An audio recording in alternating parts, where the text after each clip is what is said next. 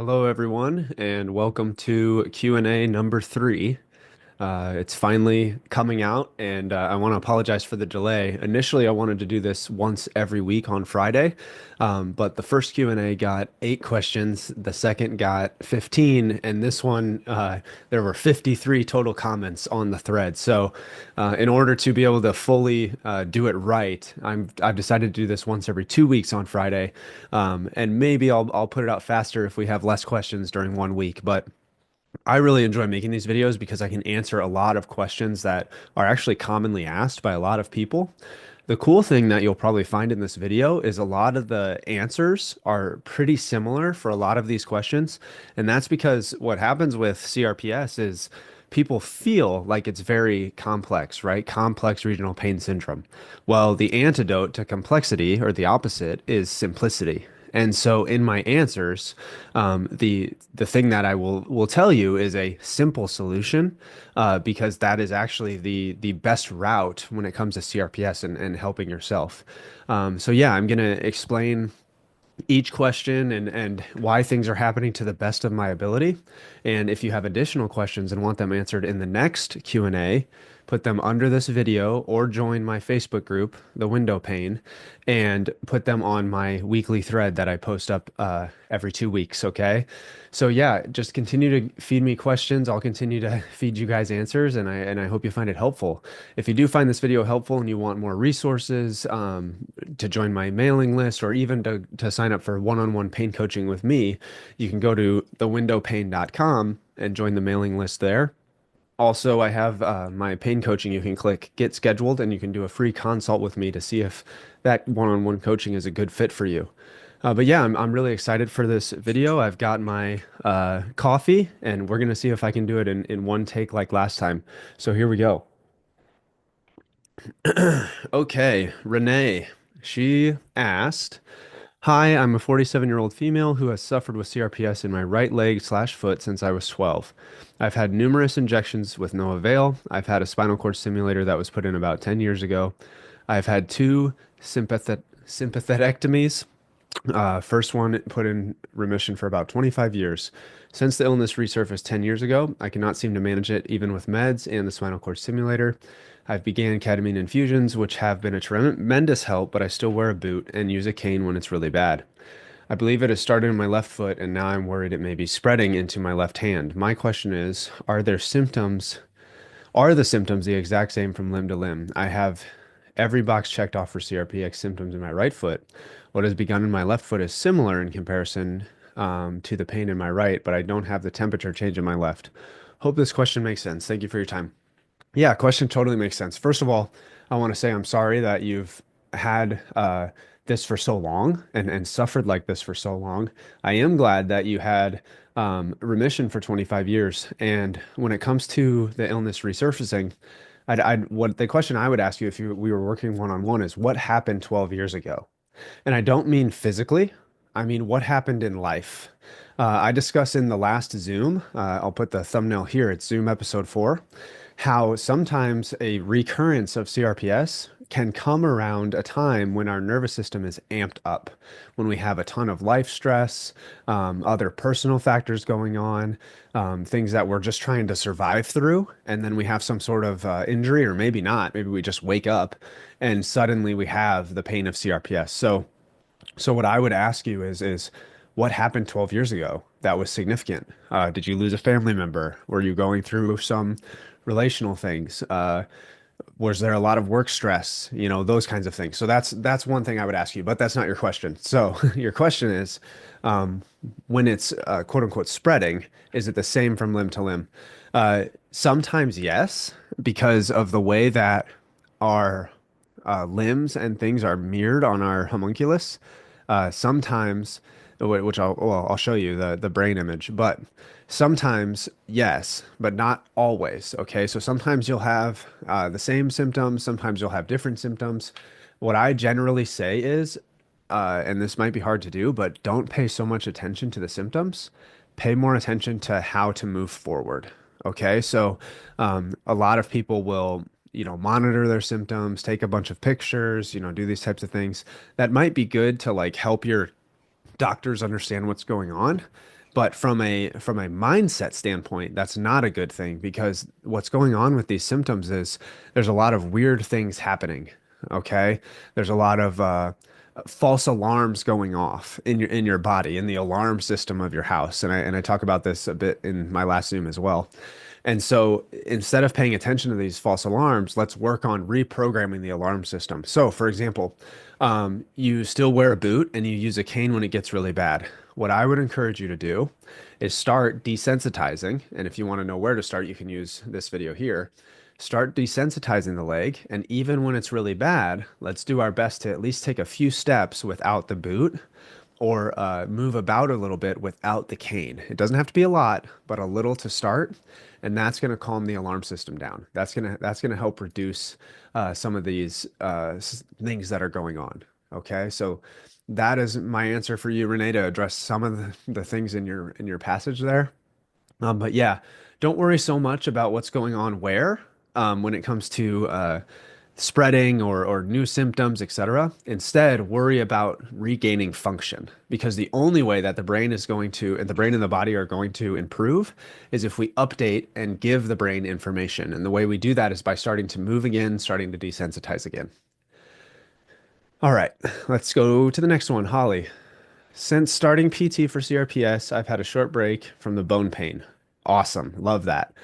Then, after almost a full week, it came back in a different area and burning shifted to a different area. I'm guessing this is normal and to be expected just because my nervous system is bizarre without any ailments. Is there anything I need to do or include or know with these changes? I'm doing everything suggested and will try almost anything. Same thing, Holly. Don't pay so much attention to these symptoms.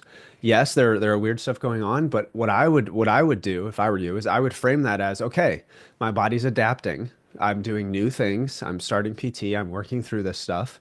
I've had, improvement in one area, and now it seems like another area of my alarm or nervous system is going off. So I just need to continue forward. Okay, continue to change things. To give you an idea, when I was going through things for the 4 years that I was working on trying to get out of this, and mind you, I didn't have anyone telling me the things that I'm telling you guys. This is stuff I wish I knew. But when I was going through my own rehab, my self-guided rehab, I would have the weirdest symptoms. I remember going out on a camping trip with some friends, and I still, mind you, still had pain, right? I got home and both my legs were swollen and red. And I was like, of course, I was freaking out. But I was like, you know what? I have no choice but to like continue trying to live my life. And lo and behold, 2 days later, the swelling and the redness went down, and I was back to doing things. Still hurt to have a shoe on, still hurt to walk around, but I was continuing forward. And so, if I would have done what happens for a lot of people, if I would have had that happen and then paid a bunch of attention to the swelling and the redness, and not moved forward and continue doing things, those symptoms probably wouldn't have resolved as fast. Okay, so I know that it's scary to have this experience of some new pain somewhere else, but remember, if we start doing something new, new things are going to happen. And you've been doing PT quite a bit, so new things are happening. But those things can be seen as improvements instead of something scary. So I'd like you to reframe that as best as you can. Okay. Second question. How do we put ourselves through mentally when pain, this is Holly again, when the pain hits levels that we think we can't handle? I know having a purpose has helped me, but when we can't move to even attempt something to fulfill that purpose, are those days we take a break? And are those necessary or do we push? I've done both, just not sure which one helps more. I'm thinking it's simple to do what feels right, but when you're used to pushing and that's all you know, it's hard. And when you're wanting to give up, it's almost necessary to push. I almost feel pushing has caused me more harm at times. Yeah, Holly, that's a tough battle, and even people who aren't in pain have that same battle. Okay, so that's a normal battle to have. When do I rest? When do I let my body recover? When do I relax or do something like that? I want you to know that you can still have improvements even on days when you aren't pushing yourselves physically. Okay. So when your pain is really high, maybe your 1%, maybe your physical therapy or your activity that day isn't something physical. Instead, maybe it's doing something that is is fulfilling to you. Okay, so on high pain days, what I would do is I would burn a vanilla candle because that reminded me of my mom, or I would watch my favorite show or have my favorite snack and make myself feel comfortable. And then eventually, as the pain started to go down, then I would start to do activity again. Sometimes your day can start off horrible, and you can start off with a hard pain day. And then if you lean into things that make you feel soothed and cared for and comforted, your nervous system relaxes, and you'd be surprised. Sometimes that pain comes down as well. Okay, so yeah, it's a hard balance, and each person is different when it comes to that. But what I would say is, again, when you feel that pain ramping up, I want you to remind yourself as much as possible, this is temporary. The pain's going to come back down. I just need to find some things to relax me. And then maybe at the end of the day, you're able to get up and move about again, and do some things that day to get even further past that 1% better each day. Because remember, 1% better each day is 37 times better at the end of the year. So just shoot for that 1% and continue forward. Okay, Karen, I have full body started in my right arm, but and all of my limbs and lower legs hurt the worst. My question is, how does CRPS impact other issues like neuropathy and fibromyalgia? And is the treatment for all these the same? Is it possible for me to get rid of the pain in my legs even with small fiber neuropathy and CRPS?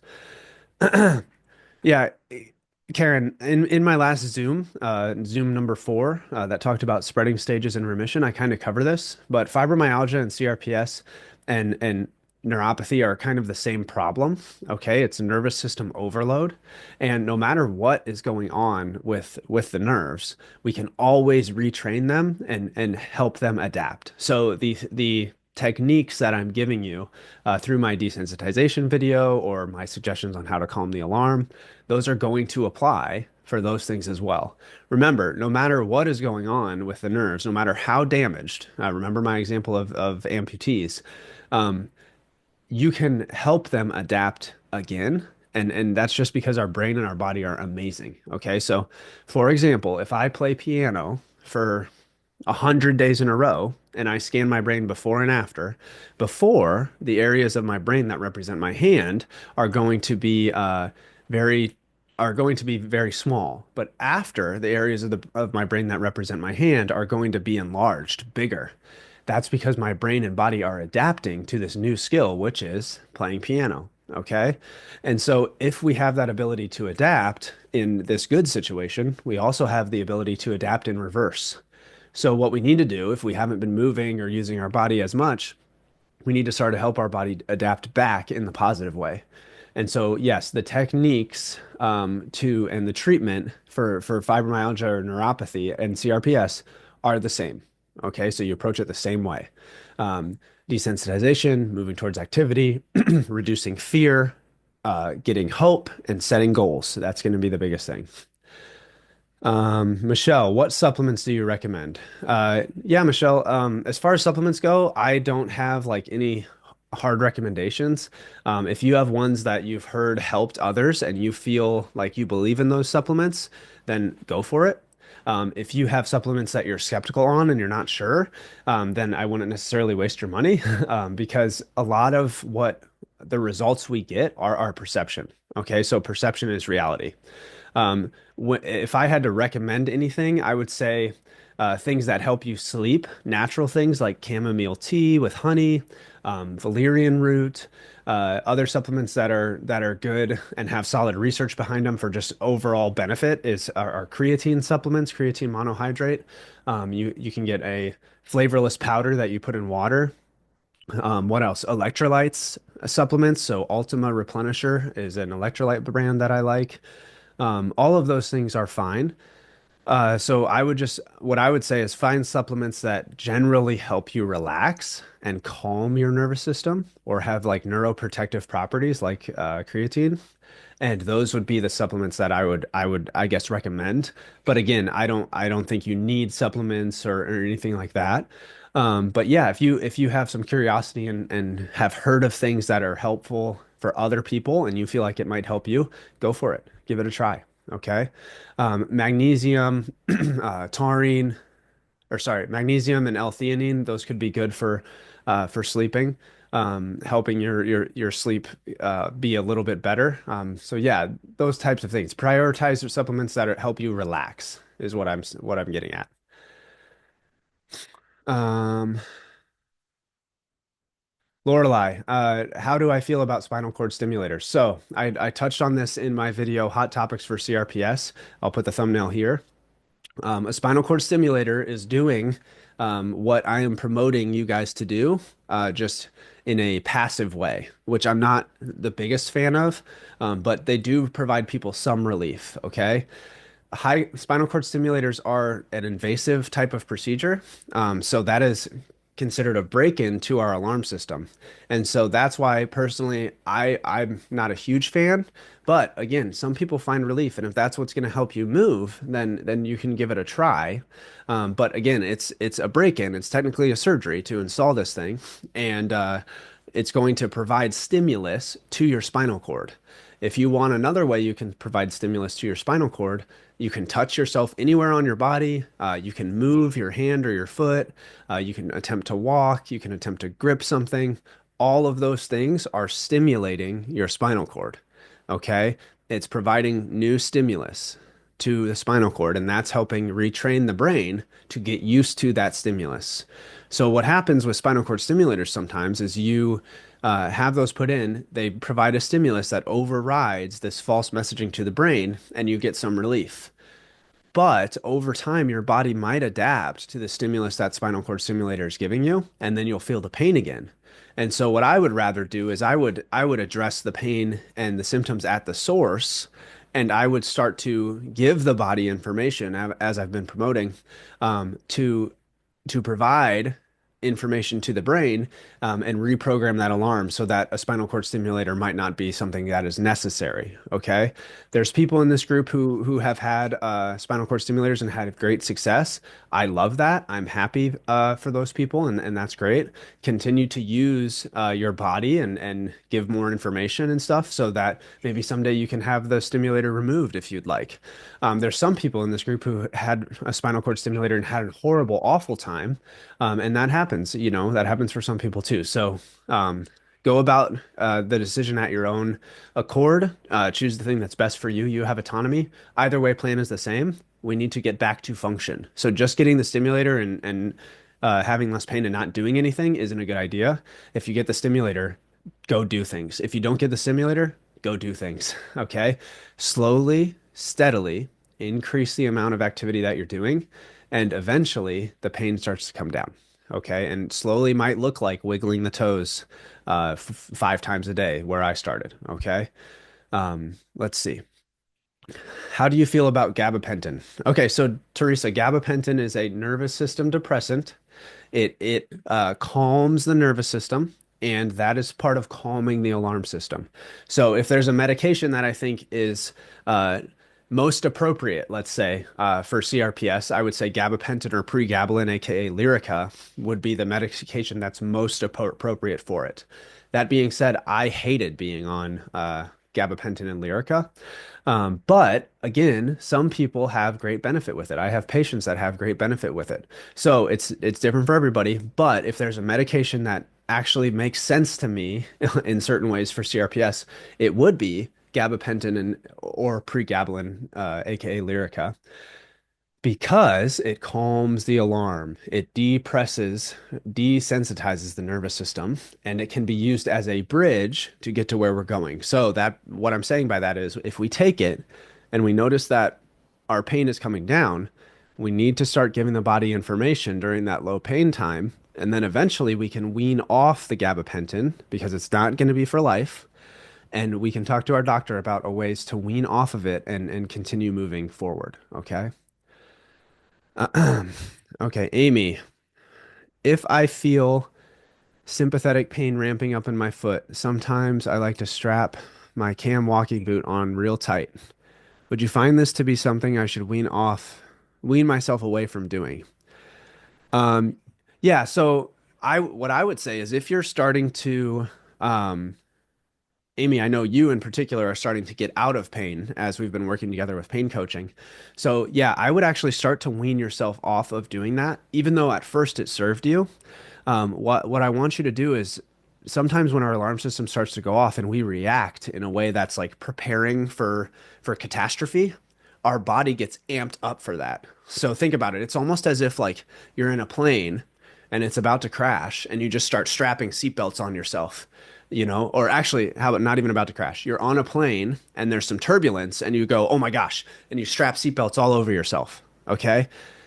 And then the turbulence stops and you're just sat there with a bunch of seatbelts strapped to you. You're going to be sitting there like, "Oh my gosh," freaking out, right?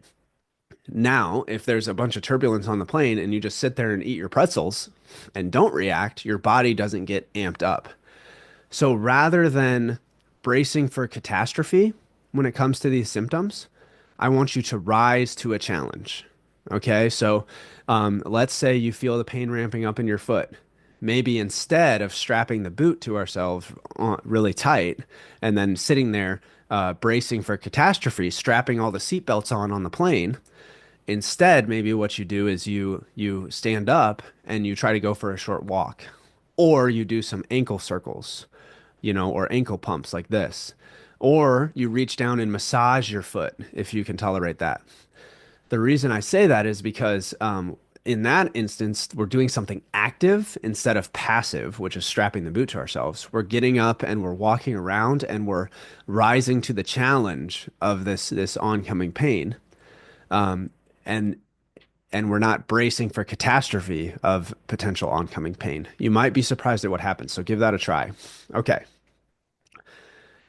Christy, hi, I was diagnosed with CRPS in January 2024 in my right ankle. I had my knee stolen, okay, replaced by a crooked doctor, and they didn't need to be replaced. I tore my tendon in my right ankle in July of 2023 and had ankle surgery to fix it. This is when they said I got CRPS. I am left-handed and I have started to get the burning pain in my left hand. Any help on how to deal with this, with that would be helpful.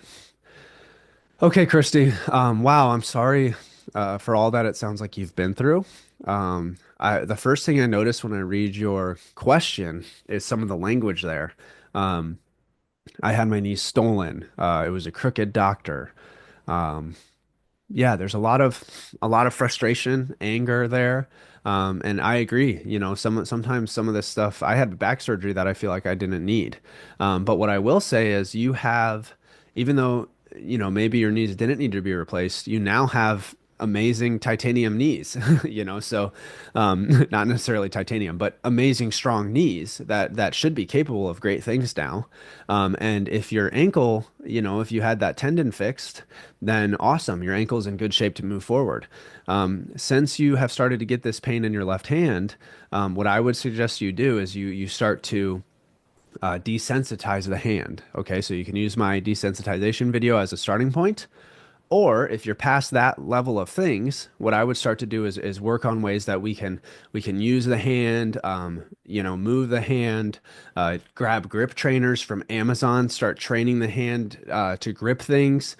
If the burning is a particular thing that's frustrating for you, you can treat it with temperature differences. So you can have water at varying temperatures and expose the hand to that temperature at different times of the day. So let's say when the hand is burning, hot water is soothing to you. That's fine. Put the hand in hot water.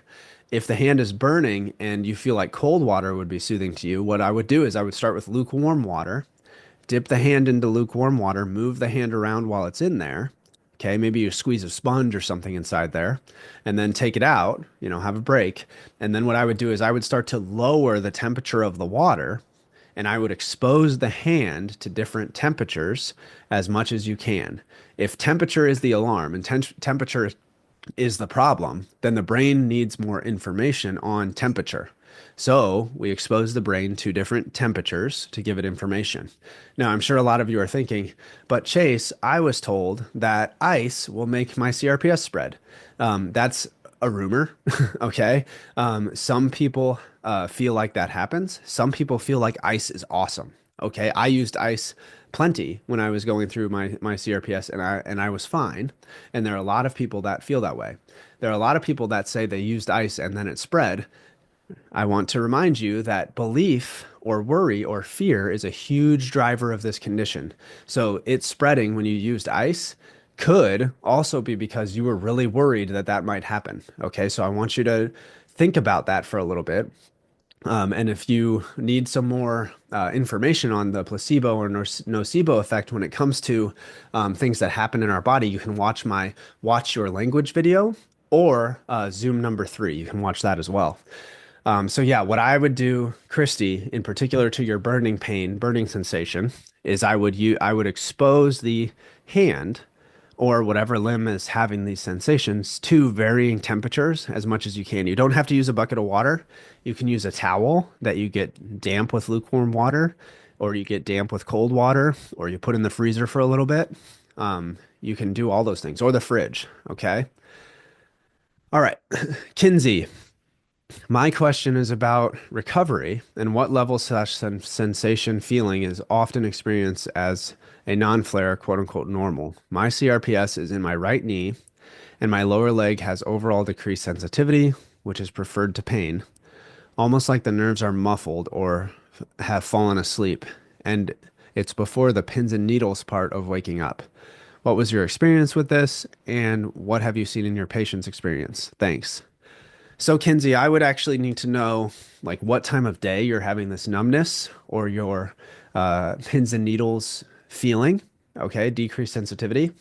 It's very simple. If you are having decreased sensitivity, numbness, things like that, again, the brain's problem, the problem we're having with the nervous system is sensing sensation. So we need to practice feeling sensation. Okay. So resensitizing that area is going to be important. What you can do is you can take a paper clip or two different items, okay, and you can put them on your affected area. So where is this? My right knee and lower leg has over. Okay, so what I would do is I would take uh, a pen and a pencil or two items with like a point on them, and I would go to your right knee since it's not sensitive, and I would put them together like this. And then what I would do is I would start to move them apart. And I want you to get to a point where when they're apart and touching, you can feel both of them. Okay, so maybe that's 7 inches for you to start on your leg. So let's say it's on your leg like this. That's where you feel two different points. Okay. Then what I want you to do is I want you to practice putting them together and trying to feel the sensation of each point as they get closer. What you'll notice when you first start doing it is that you can feel them apart at 7 inches, but when they get to 5 inches, you can't feel them separate. They feel like one point. So what I would encourage you to do is continue to poke or push into the leg if it's not painful, and give sensation to the leg so that the brain can learn that sensation. Okay, so that would be the way I would address numbness. Also, moving around with numbness would be very good. You can do, if it's in the legs, you can do this exercise. It's called a sciatic nerve glide. You can do that exercise like 20 times a day. Sorry, one round 20 times a day or 20 times when you first wake up or anytime the numbness comes, you can do this exercise. That exercise is gliding the sciatic nerve. And when you glide the sciatic nerve like that, it gives the nerve information, space, blood flow. It flosses the nerve through the muscles and around the bones. And that's really good for the nerve to heal. Okay, so sciatic nerve glide for the legs or median nerve glide for the arms, for the upper body. So medium nerve glide is going to look like this. Okay, we're going out to the side. Okay, if it's painful to go too far, don't go so far. Just go like this. You can also glide the median nerve just by going like this.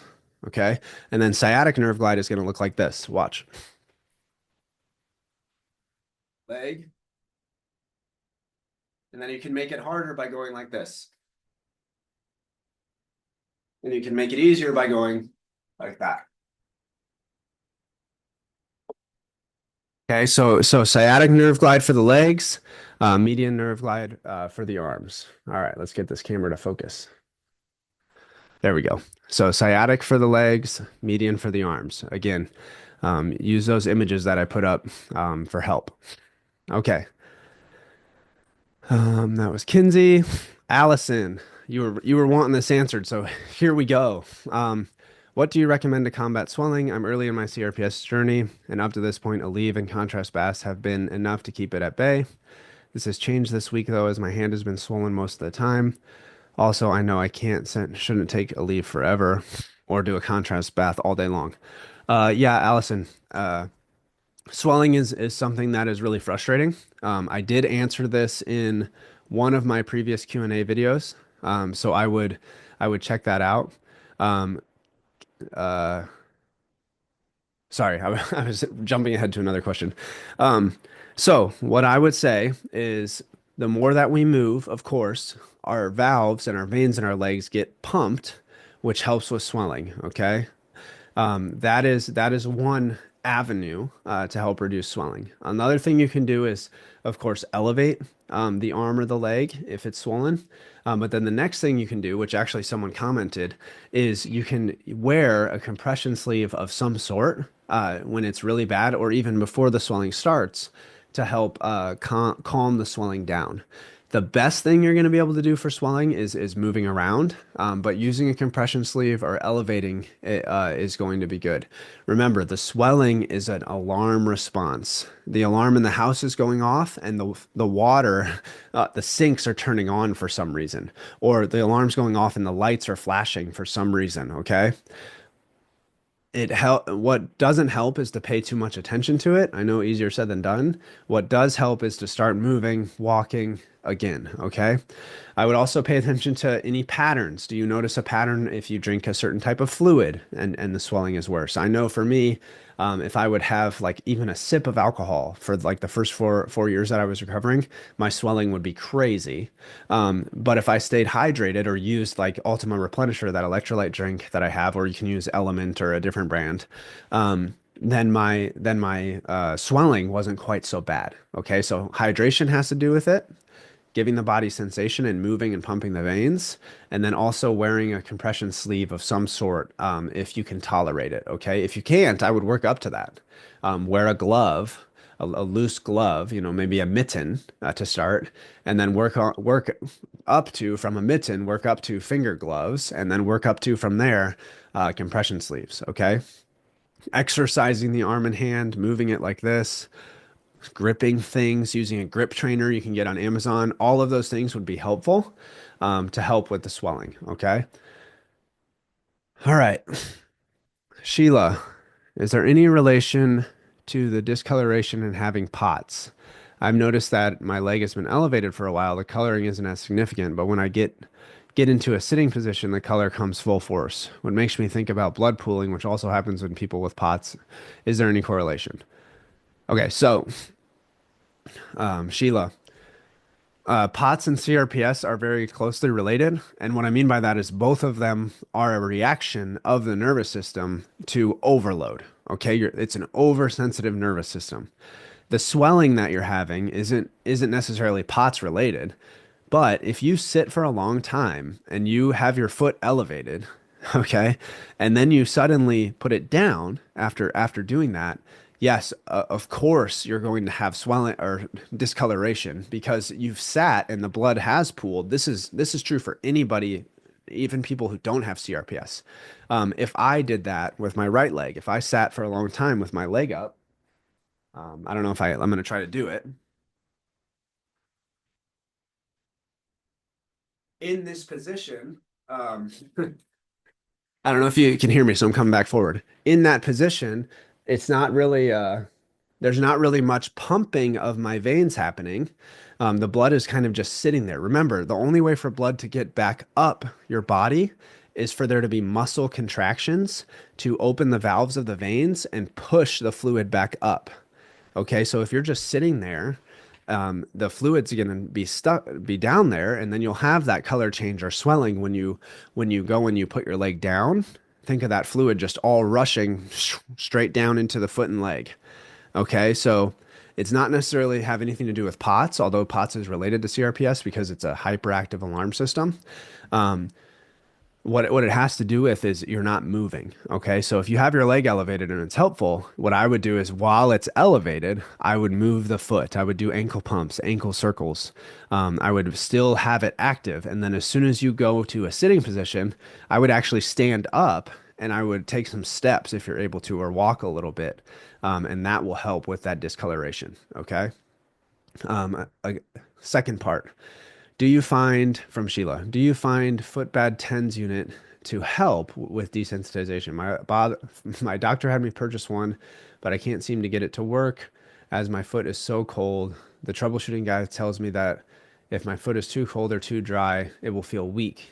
I can barely feel it in my cold feet, but I can feel it strong in my warmer foot. I am asking because I could try and put a heat pad on my foot, but usually heat makes my foot swell more. But the TENS unit would have potential benefits, then it might be worth the swelling. Okay. What I would do is I would just use the TENS unit, even though you cannot feel it. Okay. You might not feel it, but the nerves in your feet are still getting the messages. Okay. So go ahead and still use the TENS unit, even if you can't feel it. There's nothing magical about TENS, okay? It's just another sensation that is being provided to the nerves in your foot. So even if you can't feel it, just still use it, okay? Another thing you can do for your feet is you can have like a vibration pad or a vibration thing that you set your feet on. Again, that's providing information to the nerves in your feet, and it's helping. So maybe the uh, tingling sensation you can't feel. Maybe what you need instead is a like a vibration pad, because that's a different sensation than the tingling, but it's providing information to the nerves in your feet. Remember, we're trying to update the map of the brain so that we can start to feel things again. So using the TENS unit, using a vibration pad on your feet, using a whirlpool, ooh, that might be good for you. If heat helps your foot, using like a manicure like whirlpool. I think you can buy them off Amazon. If you can, I'll put a picture right here. But using something like that might actually be helpful, and that might actually help with the swelling because when you have heat from swelling, or sorry, when you have swelling from heat, maybe a whirlpool, which is kind of massaging, will help mitigate that swelling. So maybe try that. Maybe grab the whirlpool, do that, dry your foot off, and then put it on the TENS unit. Okay, so you get that heat benefit, and then you get the TENS, and that's actually giving your brain two forms of information. It's giving your brain temperature information, and it's giving your brain vibration or tingling sensation information.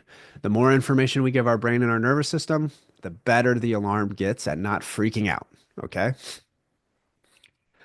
Brenda, what will be the most effective holistic and natural treatments to help with CRPS? I can't stand allopathic medicine because I always have important secondary effects, and it seems that I fix something to get another new pain in reaction to the medicine. So yeah, Brenda, honestly, what I what I find to be good treatments, natural treatments, are just things that help us relax. Remember, this is a nervous system overload problem. So if you want to get things that naturally help you relax, as I mentioned in the last question that was like this, that would be what I would advise. Okay, so teas that are relaxing teas, like chamomile teas, valerian root in supplement form or tea form. Anything that you find relaxing is a natural remedy to help with CRPS because, again, CRPS is sympathetic overload. We're stuck in fight or flight. And so, in order to reverse that, go into parasympathetic, calm ourselves down, rest and digest. We need to do things that are relaxing to our nervous system. Okay. So, those would be the most effective holistic approaches that I could suggest. Anything that helps you relax. Simple as that. Okay. Acacia? I, I'm sorry, you told me how to pronounce it, and now I'm gonna mess it up again because I'm trying to do this like straight through with no cuts. Um, anyways, Keisha, I think I thought of one. My PT has tried to help me so much with finding a position that is comfortable during driving. Ooh, I like this one. I like this one. We've tried a chair closer and leaned back, sitting on a towel, sitting higher up, using a wedge shoe. Um, is It's a huge trigger for me, and I work full time in the office. My commute is one way, 40 to 60 minutes. Any advice with this? I'm using a band to mimic the driving motion as an exercise and trying to do more of that, but sitting in the car and traffic are the worst. I'd love any input. Okay, my input in this. A lot of people have problems with the car, ironically, especially when we're going to work at a job that maybe we don't like that much. But this is what I would do. The car, the elements of being in the car, the context of where we're driving, and the duration of how long we're driving are all factors into why sitting in the car is not great for you. If you sit in a chair at home and are relaxed, you feel probably better than being in the car, correct? Yes. Traffic sucks. But if you sit in the car, which is also a chair, we don't have fun. So there is a difference there. What I would do is I would find something that can mimic the car that is also a fun activity that can start to desensitize you to sitting in on something and moving. So the first thing that comes to mind for me and the thing I often promote my patients to do is if you have a park near you, I want you to find a swing and I want you to go sit on the swing and swing. Okay. The reason for that, you can imagine when we're sitting on the swing, our shoulders are up like they are when we're driving. Okay. Also, we're pushing our feet like we do with the pedals, and we're swinging our legs, which is actually that sciatic nerve glide again, like this. Okay. And then we're doing that swinging motion. So it's like this, it's back and back and forward. We're getting our body used to moving in a sitting position and getting used to that motion. And it's fun. I mean, how many of you have been on a swing since you were like a kid? You know what I mean? I luckily get to do it because I work at a pediatric hospital and we have one. But that's what I would actually recommend. Go find a swing. Go find a teeter totter, or a seesaw, one of those playground, kids' playground activities. Go do that because that's going to mimic driving. It's going to be fun and silly. You can go with someone like a friend and it'll be the goofiest thing you've done in a while. But that hopefully will start to train your nervous system to be in the car and dealing with that motion, etc. Okay, so that'll be a good thing. And if I keep raising my hand, it's because my camera starts tracking me, so I have to shut it off by raising my hand like that. But yeah, that would be my suggestion. Go try a swing. Go try some of the silly things on a kid's playground. I think that would be a great thing to do to kind of take away from just trying to figure something out in the car and mimic driving in a way that's fun. And then the next time you get in the car, I bet it'll be a little bit different. So give it a try. All right. Sheila, would low dose naltrexone be helpful at all for CRPS? Some people find it helpful, some people don't. If you've heard that it's helpful and you want to try it, go for it. But remember, these are bridges, not roads. Okay. So the goal with medication, the goal with stimulators, the goal with nerve blocks, etc., is to help us be more active, not for us to take it the rest of our life and do nothing else. Okay. I know you know that. But yeah, if you've heard that LDN is helpful and you think it'll be helpful for you, then try it. If you are skeptical, don't try it. Okay. Because the placebo and the nocebo effect are very real. And I think that our belief in what's going to help us are a big driving force for the outcomes. Okay. All right. Another one from Sheila. Let's see. So Sheila's this question, it's long. I'll put it right here. She's essentially saying that um, a lot of times we can have a lot of people will have the nocebo effect, which is the doctors, as soon as they see you, they put a limitation on you and they say, you're screwed. The rest of your life, you're going to be in pain. It's going to be awful. You're not going to have a normal life. And that is scary. That makes your CRPS worse because remember, fear and amygdala are processed in the same brain area that pain is processed. Well, one of them, the amygdala. And so because of that, fear and anxiety amping up from what the doctor said, our pain can be worse. Sheila is saying that she had the opposite experience. The doctors were kind of dismissing her. They kind of downplayed CRPS and just basically said, like, go to PT, good luck. Honestly, it's kind of the same thing. whether the doctor freaks you out or downplays it, the fear is still there because the doctor is not comforting you or reassuring you in any way in either situation. They're essentially saying like, yeah, good luck. You have all this pain, but good luck. That's kind of the message in both situations. So when we don't know what's going on and we're trying to get answers from our doctors and they don't have them, and then we go and Google the condition, our pain can get worse. Okay, so yeah, it can really be awful to feel like we're not being taken seriously when it comes to our ailments and our pains and our disabilities at the time. And so yeah, I really feel for you having that experience, and I'm sorry. I'm sorry that you had that experience. Hopefully, now that you're looking for answers, I can be a resource to provide you those answers. I wish that the doctors would have been a bit more caring and compassionate for you. And also, I wish they would have been a bit more caring and compassionate for the people that they said, you're screwed. Get used to this. You're going to have CRPS for the rest of your life. Because both of those ways of going about talking about CRPS to a patient are wrong and bad. And so, yeah, I feel for you there, Sheila. Kelly, if we encounter a flare overnight and into the next day after doing well for a few weeks, rest or push through it, meaning use the feet normally even though it's hard to stand on them. So Kelly, you don't have to push through in the sense of like, let's say for the last few weeks, you were doing well and you were going and walking on the treadmill for 15 minutes at the gym. And that was what you're doing every day. And then you wake up and you have a flare for whatever reason. You don't have to push through by going to the gym and doing the treadmill for 15 minutes. What you can do instead is go and do the treadmill for 2 minutes. Okay. Or do the treadmill for 2 minutes and then go on the bike because it's less pressure on your feet and pedal for 5 minutes treadmill, 5 minutes bike. That is still success when you're in a flare.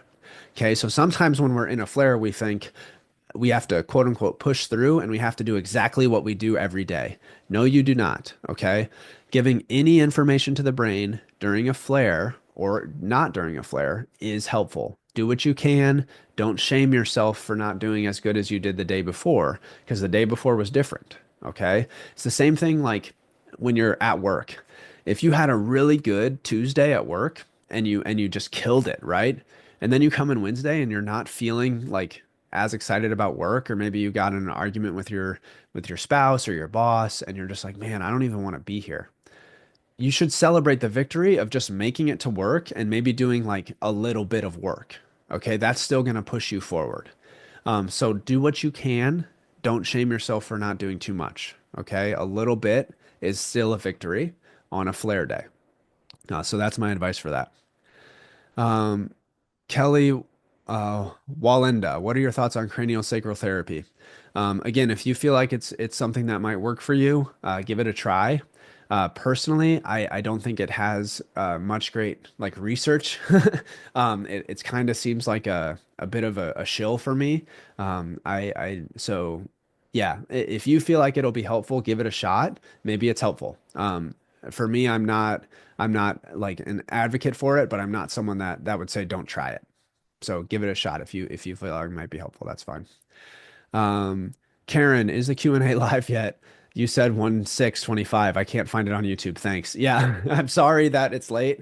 There are just so many questions as you can see. So here it is. It's going to be up later today. It is the 10th, Friday the 10th, and the next one will be out Friday, January 24th. Rochelle, how do you desensitize burning? So I mentioned this a little bit in an earlier question, but the way that we go through desensitizing burning is by acclimating the limb to temperature differences. Okay, so same thing. If it feels like it's burning and you feel like adding more heat is helpful, like a heating pad, go for it. If you feel like adding something cold would be helpful, don't be afraid. I know there's this feeling that the cold is making it spread. Start with something lukewarm. Start with something a little bit chilly. Maybe blow a fan on it. Just get it used to feeling different temperature sensations, and that is how we start to desensitize temperature sensations. Okay, so we fight pain with touching. with soft touching. We fight pain with motion with small motions. We fight pain with temperature with a little temperature. We fight sensitivity to sounds with exposure to a little bit of sounds. We fight fear of elevators with going to look at an elevator. Small exposures over time calms the nervous system. Sound sensitivity is still nervous system messages going into our ears. So the way we get used to sound activity is by exposing ourselves to sound. It's the same thing like, let's say you go to a concert. When you first walk into the concert, or like a crowded bar, when you first walk in, it's really loud, right? Everywhere sounds overwhelming, like you almost can't handle it. But then after you're there for 5 or 10 minutes, it sounds kind of normal in there, and your talking feels normal. You can hear people a little bit better. That is your brain adapting in real time. Your brain is adapting to that stimulus. So, in order to adapt to a stimulus, we need to feed the brain that stimulus in a certain amount. Okay, same thing with like starting to train to run. If you're going to run a marathon, we need to train the brain and body to running, and we're going to do it in slow steps. We're not going to run a marathon tomorrow. We're going to do it with small increments. Maybe we run half a mile to start and then a mile the next day. So, for burning in particular, we desensitize with temperature. So, find various temperatures that are tolerable and expose the limb to it. Okay. All right. Kelly, push oneself through the foot pain, walking on the treadmill, like totally try to ignore it, even crying, or dose it. Um, Kelly, I would dose it, like I said in the last question. If you uh, try to finish that last 15 minutes of walking, what I would do instead is if you're feeling a lot of pain, do 5 minutes of walking and then go over to like the elliptical or the seated bike and do 10 minutes of that. Okay. It's still exercise. You're still moving. You're still getting all the benefits of exercise. You're just doing a modified version. So you aren't sending yourself into so much pain that you're crying. Okay. I would encourage you to do that to start instead of trying to cry all the way through it. I think that would be better. Um, and then Kelly had another question about the numbness. Same kind of thing. Okay. Providing information. You can use that vibration board that you have. You can use a TENS unit. Just as much information as you can provide the nerves, the better. Okay. If it's numb and you can't feel, you need to expose it to feeling. Okay. You can even put the TENS unit up the leg. Like, let's say you're numb up to like the middle of your shin. Let's say you're numb up to here.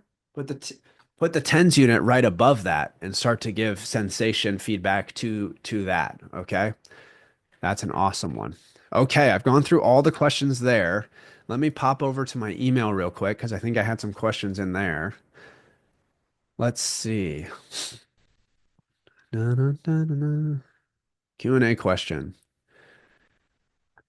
Okay. Holly asked, is there anything to be concerned about with trying EMDR and having this diagnosis?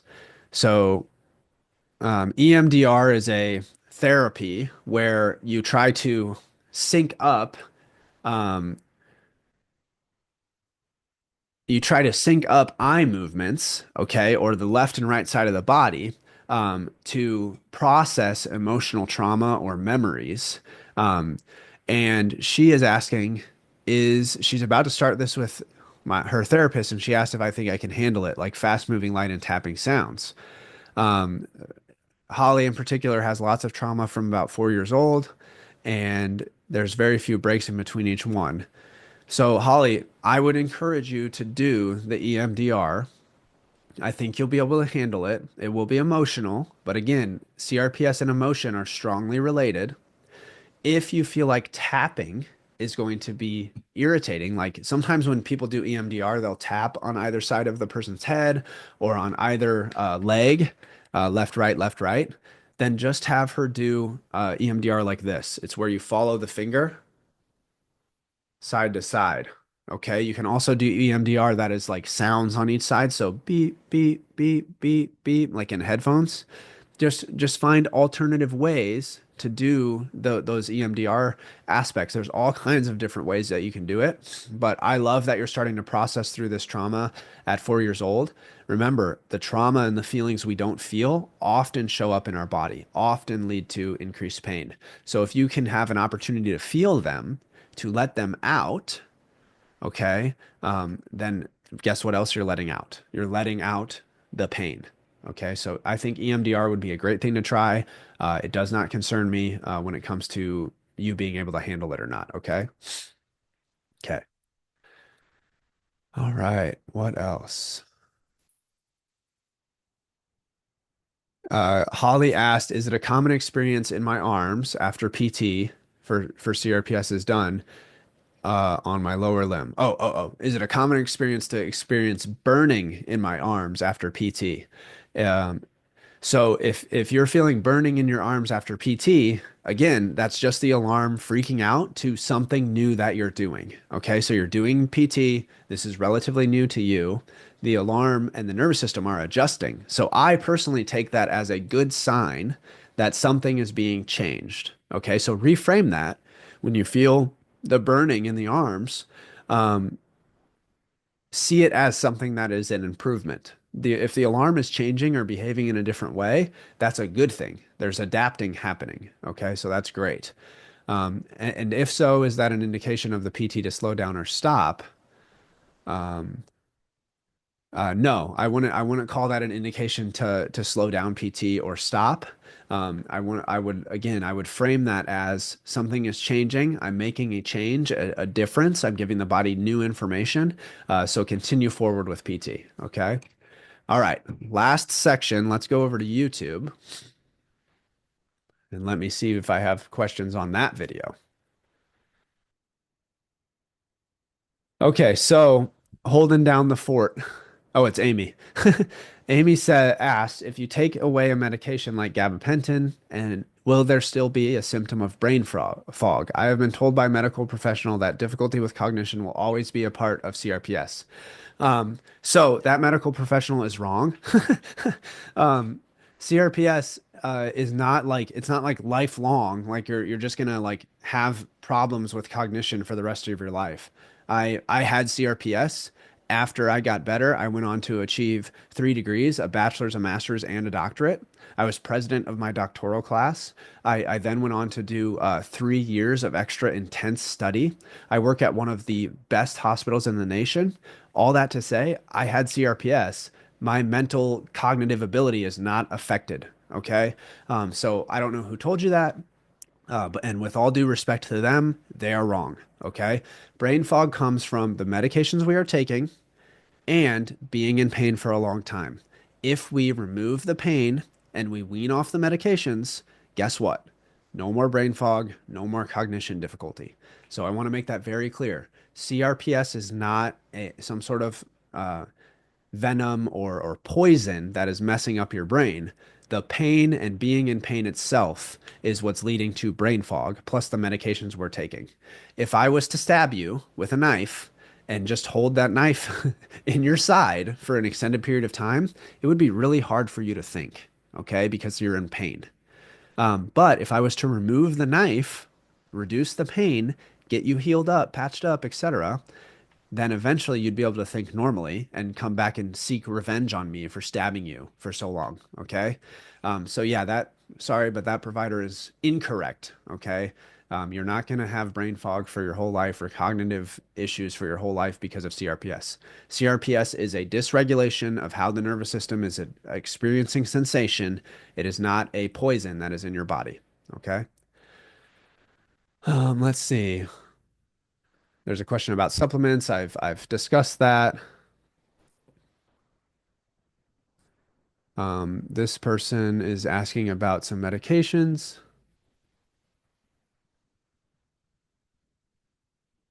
So this person, Robin, she says, I live in Australia and I have CRPS, allodynia, and now dystonia. I have been tried on many different medications, a week of ketamine, nerve blocker, and lidocaine patches. I was kicked severely in my left ankle, which led to severe sprain almost 3 years ago. I have not been able to wear a shoe. as each time I put it on, it hurts like hell. I'm stuck on what to do next. I used to be fit and a firefighter, but I can no longer do any of these types of things. Cramping then sets off my CRPS, but I can't stop the cramping. Do you know much about dystonia and CRPS and how to control both? So, what I would start with, Robin, is it seems like you are trying to wear a shoe and haven't been able to. Okay, so that is a goal that you have. I want to start there. Okay, so when it comes to leading up to wearing a shoe, first we're starting with maybe just a sock. Then maybe we start with a compression sock to put more pressure on the foot as if a shoe would. Then maybe we wrap a towel around the foot and kind of pull it tight a couple times a day to get used to that pressure of having the shoe on. Then maybe we wear a shoe untied, maybe laces out for 10 minutes a day. Then maybe we wear a shoe with the laces in, still untied for a little bit, and then we put on a shoe and tie the laces. Okay, so do you see that progression to wearing a shoe? You're slowly approaching wearing the shoe.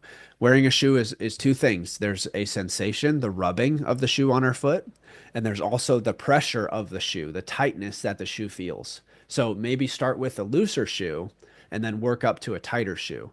Um, the cramping, the dystonia, all of those things, those are alarm reactions. So easier said than done, but try not to pay too much attention on that. If you feel cramping, try to stretch the foot in different ways, move the foot during that time if possible. But yeah, that would be my approach is first try to approach wearing the shoe. And then when it comes to exercise, I know that this is really hard, but when I was in pain, I would go to the gym with my walker or whatever I used to get around, and I would exercise my upper body. I couldn't exercise my lower body because of my foot, but I would do all the exercises for my upper body. The reason for that is because exercise releases natural painkillers into your body and it gives you a sense of pride because you went and you moved, you did something. It sounds like being fit and healthy was something that was important to you. So even though we're in pain, let's try to go back to that. Okay. Maybe you can find a gym that has a cardio machine that is just that moves your arms. I know some gyms have those. It's like a wheel for your arms. Maybe try to find a gym like that, depending on where you're at in Australia. They might have one. Um, but I would start to lean into activities that used to bring you joy, like fitness, okay, and start to work on training the foot to tolerate things like being in a shoe. Okay, so small steps going back to these things. Less focus on symptoms, even though they're horrible, more focus on function. That makes sense? Okay.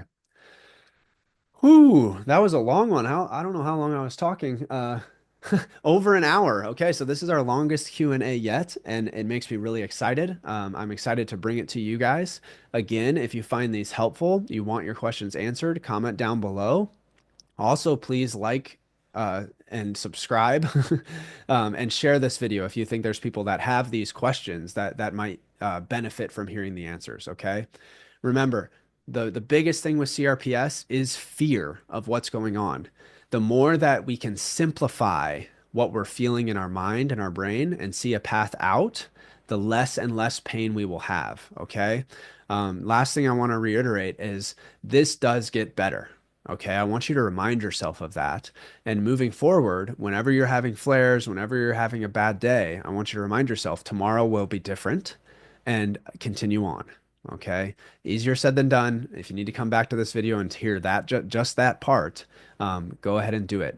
But I'm really excited for the next Zoom, which is going to be January 18th at 2 p.m. US Central Time. I will see you guys there, and we will talk about trauma, emotions, and CRPS.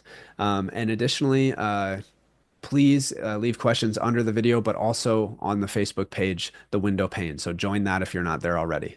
All right. Thanks so much, guys. Hope you enjoyed. I'll see you in the next one. Bye.